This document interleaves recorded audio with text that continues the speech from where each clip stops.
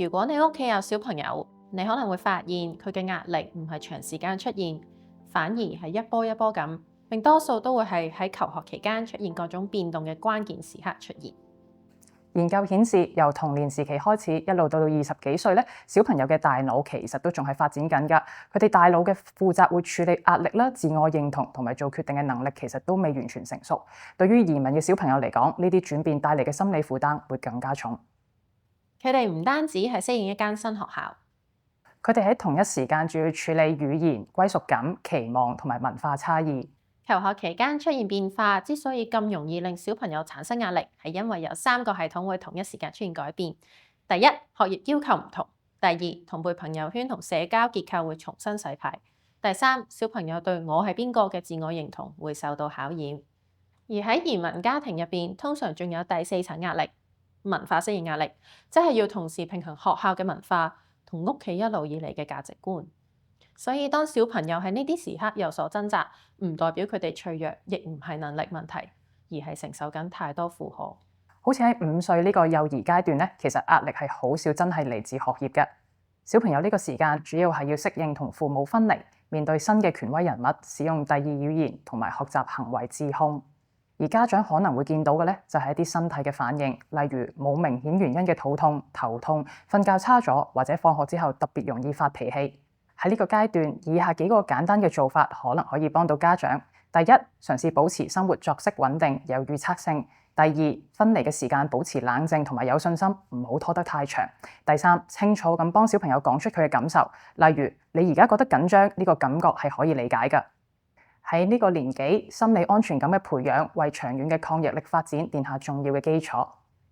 高小階段9歲到11歲呢段時間，小朋友會開始建立比較穩定嘅自我概念，無論喺學業上定係社交上。新嘅壓力亦都會出現，例如成績排名、同輩之間嘅關係，仲有對文化差異嘅意識。喺呢個階段，歸屬感比起成績更加重要，可以考慮以下做法：一、關注小朋友嘅同儕關係，而唔係只睇成績；二、及早介入排擠或者任何隱性嘅欺凌行為；三、發展一個小朋友與學業無關嘅興趣，例如運動、音樂或者興趣班。有時小朋友可能會因為衣着或者活動選擇而同你出現衝突，但呢啲情況之所以會出現，多數都係因為佢哋想融入朋友圈子，而唔係想刻意反抗你。呢個轉變期會同時配合住大腦嘅重大發展，青少年嘅情緒系統會變得非常敏感，而自我控制能力仍然係發展中。同一時間，數碼世界嘅比較幾乎係無間斷。而家嘅壓力來源包括：第一，失去原本熟悉嘅朋友圈；第二，對曝光度同埋社交地位嘅恐懼；第三，群組聊天、網上排擠、網絡欺凌；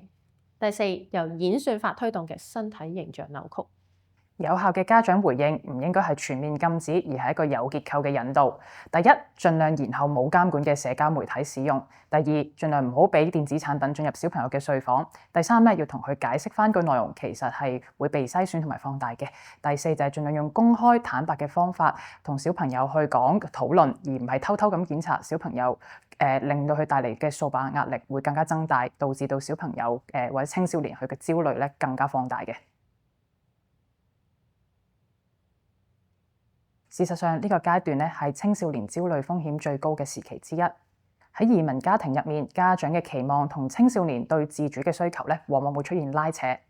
以下嘅做法會比較有幫助：第一，嘗試一齊去規劃溫習，而唔係不停咁監測；第二，避免用啲災難化嘅語言咧去不斷咁講失敗；第三，清楚咁分開學業表現同埋個人價值。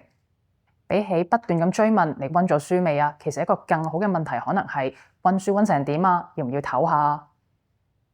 呢個時期對自我身份建立非常關鍵，壓力來源包括大學競爭、親密關係、網上表現壓力，仲有喺家庭入面爭取自主空間。好多移民青少年會體驗到一種稱為雙重割裂嘅感覺，喺學校未必可以完全融入，但同時又對自己文化背景嘅同輩感到疏離。呢種狀況正正係抑鬱症嘅風險因素之一。呢個時候，家長支援嘅重點係：一、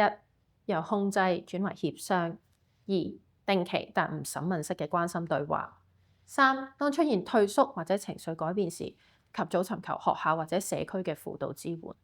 初初踏入成年嘅階段咧，壓力雖然好似咧冇咁明顯，但係其實反而會反覆咁樣持續出現。事業嘅不確定性、經濟壓力、家庭責任，加上未解決嘅身份衝突，以上都會同時出現。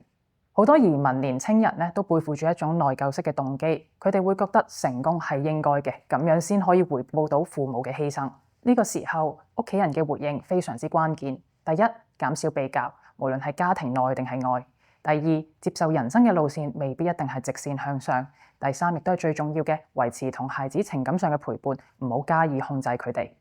喺呢個階段，被接納嘅感覺比起指導更加可以為年青人正面咁影響佢哋嘅心理健康。人生嘅轉變唔單止考驗小朋友，亦都考驗整個家庭。明白壓力喺邊個時候最容易出現，同埋應該點樣回應，可以保護一家人嘅心理健康。覺察並唔係脆弱嘅表現，覺察係一種預防嘅方法。如果你需要更多支援，請隨時聯絡我哋。我係港援嘅 Catherine，而我係港研 Ethnofaith 嘅 Natalie，希望以上嘅資訊可以幫到大家。